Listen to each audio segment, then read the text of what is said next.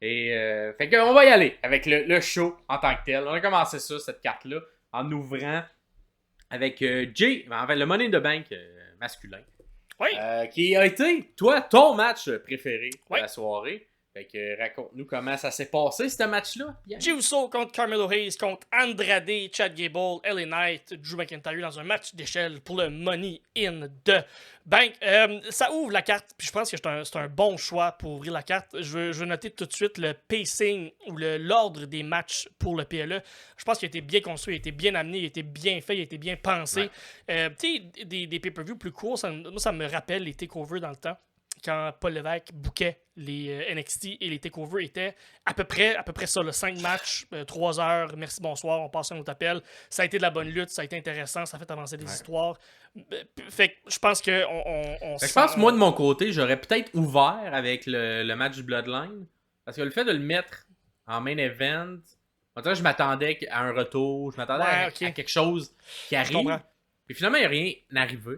Vu qu'il n'y a pas eu il n'y a pas eu de gros reveal, il n'y a pas eu un gros... exact, où l'histoire n'a pas comme full non plus avant ça. On a juste eu la fin du match, puis on a eu un pin, on reviendra. Mais on dirait, l'histoire qui était le plus intense, c'était Rollins contre Priest. Fait que tu sais, méritait peut-être cette place-là, avec surtout tout ce qui s'est passé. Je pense que ça avait bien fini. Quand ils ont le vidéo package des deux de Priest et de Rollins est parti, j'ai dit, ah oui, c'est bizarre que ça soit là, que ça soit pas ça en dernier, parce que était avec le cash-in, puis on va y revenir, mais avec le cash-in, avec tout ça. Je pense que ça aurait peut-être mieux fini, peut-être. Bref. En tout cas, ça aurait fini sur une note un peu plus haute, mais on a décidé d'y aller avec le champion Cody, qui termine, mais dans un match 3 contre 3. Fait que, on voulait peut-être ma petite... on voulait peut-être mettre de la heat beaucoup sur Solo, donc c'est peut-être ça qu'on a essayé de faire, essayer de mettre encore plus être contre encore plus, d'haïr encore plus Solo, c'est peut-être ça qu'on a essayé de bâtir. Bref, on a commencé la carte avec le match de Money in the Bank des messieurs. Les entrées, comme à l'habitude, les entrées pour ces matchs-là, ça dure 20 minutes, là, parce que tout le monde rentre, tout le monde fait son entrée au complet. Il y a les chants You Suck de Kurt Angle sur l'entrée de Chad Gable, et ça, j'adore ça. Ça fit, c'est parfait, c'est le fun, c'est excellent. On ouvre le match avec un petit brawl, tout le monde se bat un peu contre tout le monde. Il y a LA Knight qui fait comme un genre de pump-up power slam sur Carmelo, c'est vraiment beau, vraiment bien fait.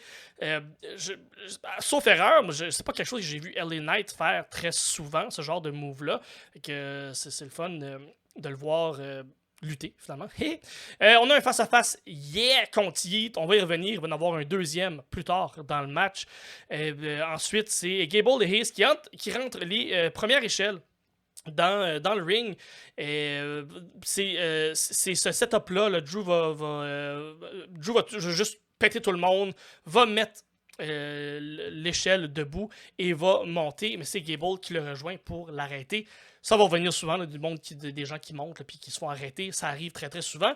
Mais j'ai beaucoup aimé ça parce qu'il y a un setup, donc il y a une échelle qui est montée, qui est debout là, il y a une échelle qui est juste par terre encore là et qui fait dodo. Et ce setup-là, on a eu comme 3 gros spots. Fait que, il y a eu un armbar sur l'échelle de Gable sur Drew McIntyre, ça se lookait super bien. T'as Andrade qui est venu faire un leg drop direct sur Gable pendant qu'il tenait le bras de Drew, et Gable qui est comme resté pris dans l'échelle. C'était super beau. Ça, c'était vraiment très beau. C'est un des spots spectaculaires que je me suis noté, parce que c'était une des questions, combien de spots spectaculaires. Ça, c'en était un, des spots spectaculaires.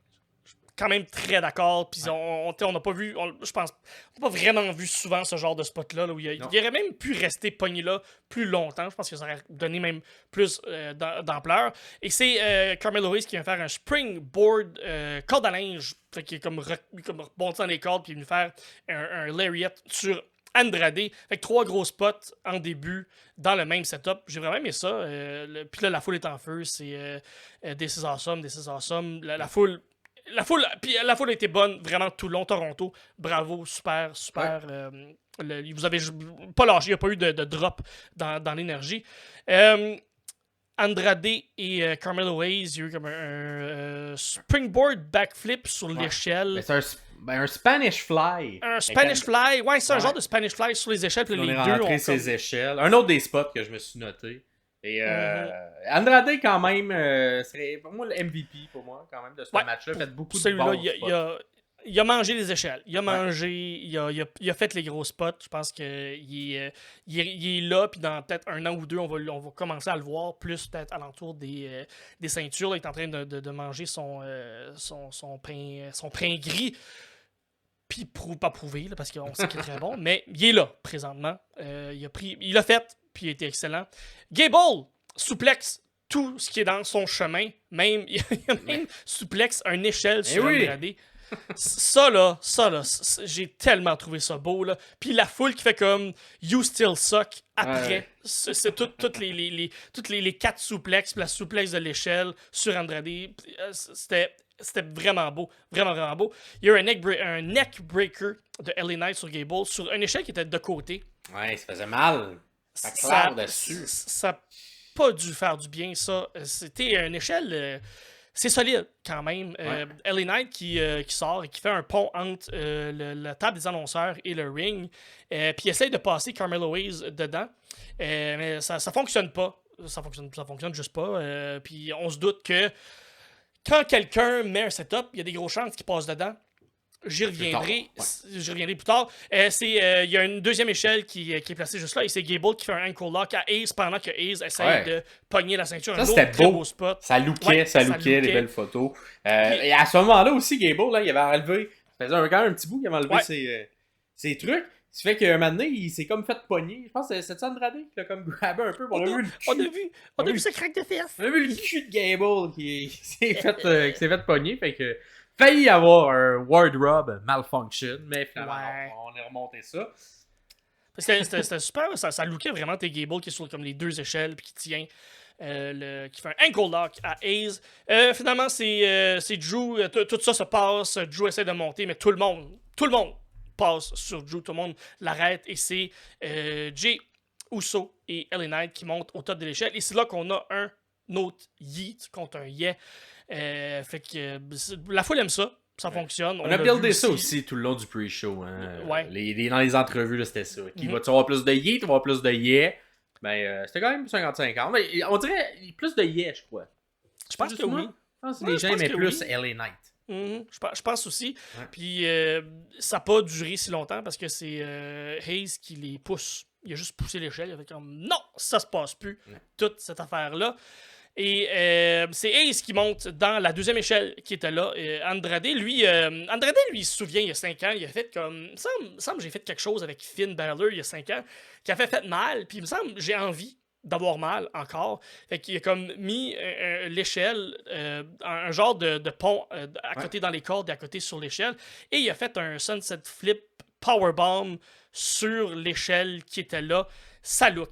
Puis, merci d'avoir fait ça. Ça lookait dans le temps, quand tu l'as fait contre Finn, ça lookait là, quand tu l'as fait sur Carmelo Hayes. C'est un autre des spots spectaculaires. C'est très, très, très, très beau spot. Finalement, le pont que LA Knight a fait, ben, c'est finalement Gable qui passe LA Knight dans ce pont-là. Tape de ça à troisième. Il pitch par-dessus à troisième. Va-t'en tomber dans l'échelle qui... C'est pas un matelas, hein, l'échelle. Je le répète, c'est pas aussi dur que les escaliers dans le coin, mais c'est pas loin. C'est quand même pas loin. Gable monte, mais Jay élève l'échelle. J'ai écrit quelque chose que je me comprends pas finalement. Puis finalement... ah oui, c'est vrai. Ok, c'est ça. Gable monte. Puis il veut pogner. Il s'accroche. Puis il s'accroche. Puis là, Jay, il enlève l'échelle. C'est comme Gable qui est juste là, puis qui pend.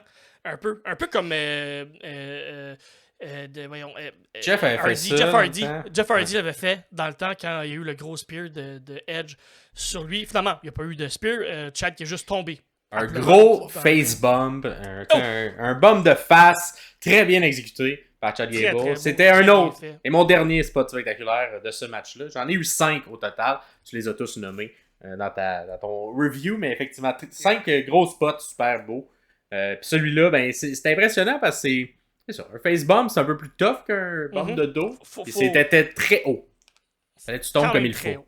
Fait que, très très haut. Très bien fait. Puis on rappelle que c'est pas épais là, le petit matelas qui est sur les rings. Là, puis, fait que, bravo à Gable. Gable, il est tellement. Regarde, ça fait 8 mois, là, 8 mois que le podcast existe. Là. Ça fait 8 mois qu'on dit que Gable est bon. Ben voilà.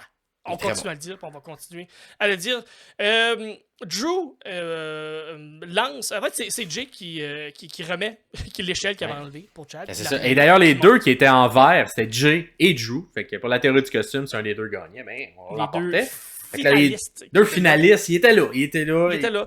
Jay qui monte et qui. Drew est fait comme une échelle, là. C'est fait monter dedans, mais si je le prends dans mes mains, je peux peut-être le lancer. Ouais. Puis il l'a lancé. Drette à la bonne place. Drette dans la gueule. Drette sur la grosse face du Husso. Plus un Claymore. Fait que là, ben, Jay était complètement plus là. Drew a monté et il a quasiment. Ah, c'est drôle. Parce que quand tu le regardes, là, la valise à balance, parce que Gable, il se tenait dessus. Puis là, ben, il essaie de la pogner, puis il n'a pas été capable. Puis là, il fait comme Come here, motherfucker. Puis là, tu peux lire sur ses lèvres ce qu'il a dit. Fait qu'il a dit des mauvais mots. Mais c'est Drew qui gagne sans l'intervention du Wyatt Six, sans l'intervention de CM Punk. Ouais. CM Punk, on va y revenir, mais il n'y a eu aucune intervention dans ce match-là. Non. Et ça, il y avait 2-3 moments, on avait peut-être qu'il va y avoir une intervention, mais finalement, non. On est resté. Personne n'est venu intervenir dans ce match-là.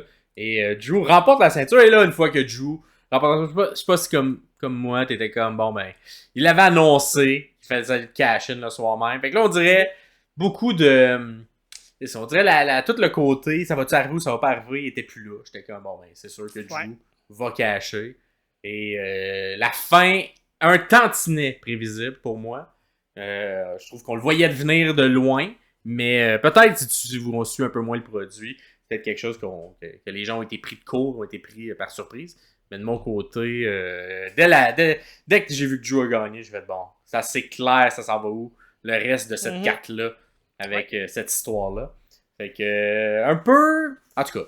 Moi, je vais rester j'aurais préféré avoir l'intervention à l'intérieur de ce match-là pour créer le même effet de tu m'as coûté le match et peut-être offrir à quelqu'un d'autre la valise qui la garde un peu plus longtemps mais qu'au moins que ça y sert à construire quelque chose, construire un personnage, construire un peu de hype autour de cette personne-là. Là, on l'a plus utilisé dans le but de construire un bon storytelling, mais j'ai l'impression que le même effet aurait pu avoir lieu à l'intérieur du match en enlevant Drew du chemin. Et peut-être donner la ceinture à Jay ou à quelqu'un d'autre.